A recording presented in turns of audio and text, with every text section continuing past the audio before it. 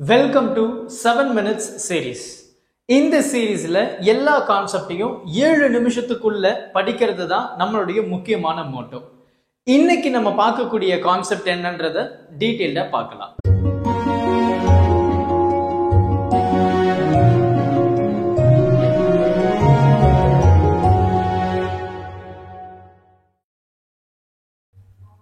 இன்னைக்கு நம்ம பேசக்கூடிய கான்செப்ட் வந்து பாத்தீங்கன்னா ரொம்பவே ஒரு முக்கியமான கான்செப்ட் அப்படின்னு சொல்லலாம். Moving coil galvanometer. இந்த மூவிங் காயில் கேல்வனோமீட்டர் வந்து பாத்தீங்கன்னா பேசிக் பிரின்சிபல்ஸ் வந்து when current carrying loop வந்து placed in magnetic field அப்படின்னா it experiences a torque.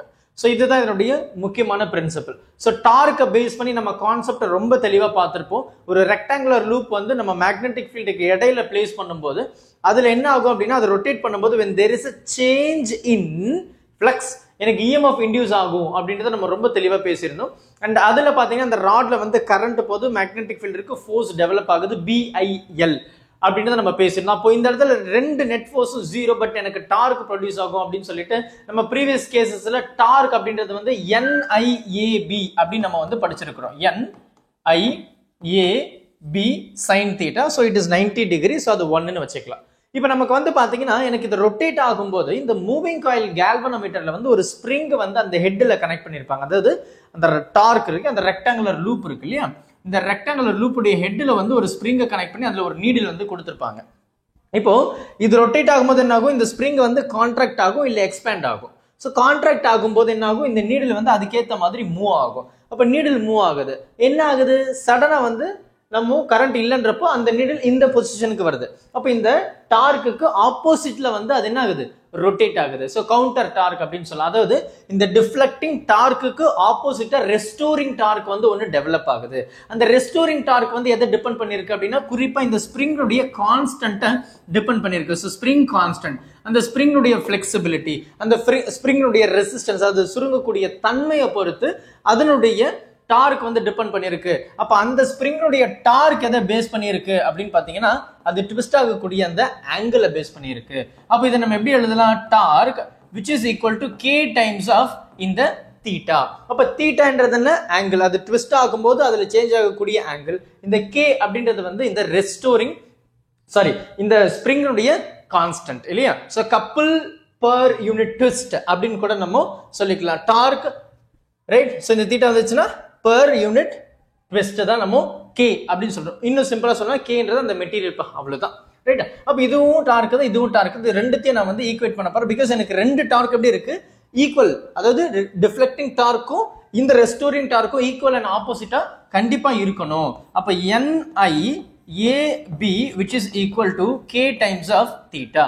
இந்த K இந்த பக்கம் வந்துருச்சுன்னா NIA right. So NIAB which is equal to theta அப்படின்றது வந்து இங்க K, இது கீழே வந்துருச்சு இல்லையா. சோ இதை வந்து நம்ம என்ன சொல்லலாம், ஒரு சின்ன ரெஃபரன்ஸா வச்சுக்கிட்டு இதுல இருந்து நம்ம கரண்ட் சென்சிட்டிவிட்டி, வோல்டேஜ் சென்சிட்டிவிட்டின்னு ஒரு ரெண்டு டிஃபரெண்ட் டேர்ம்ஸை வந்து பயன்படுத்தலாம். அதே மாதிரி இந்த ஈக்குவேஷன்ல இருந்து என்னுடைய கரண்ட் நான் என்ன சொல்லலாம் பாருங்களேன். கரண்ட் அப்படின்றது என்ன, K தீட்டா டிவைடட் பை இந்த NAB அப்படியே கீழே வந்துடும். NAB அப்படியே கீழே வந்துடும். இதை நான் என்ன சொல்றேன் அப்படின்னா G அப்படின்னு சொல்ல போறேன்.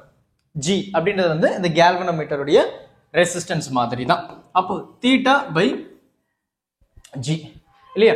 ரொம்ப சிம்பிளா இந்த இடத்துல நான் வந்து டிஃபைன் பண்ணிட்டேன். ஸோ இதை தான் நம்ம வந்து இந்த இடத்துல நம்ம வந்து பயன்படுத்த போறோம் சரியா. ஸோ KNAB அப்படின்றது நான் Gன்னு சொல்லிட்டேன். ஸோ Gன்னு சொல்றேன். ஸோ நான் இன்வெர்ஸ்ல எழுதிட்டேன் ரைட்டா. ஸோ அது வந்து G அப்படின்னு சொல்றேன், G ரைட்டா.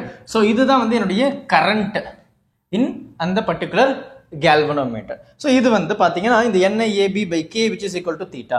இந்த I வந்து அப்படி போயிடுச்சுன்னா எனக்கு ஈக்குவேஷன் எப்படி மாறுது பாருங்களேன். NAB by K equal to theta by I.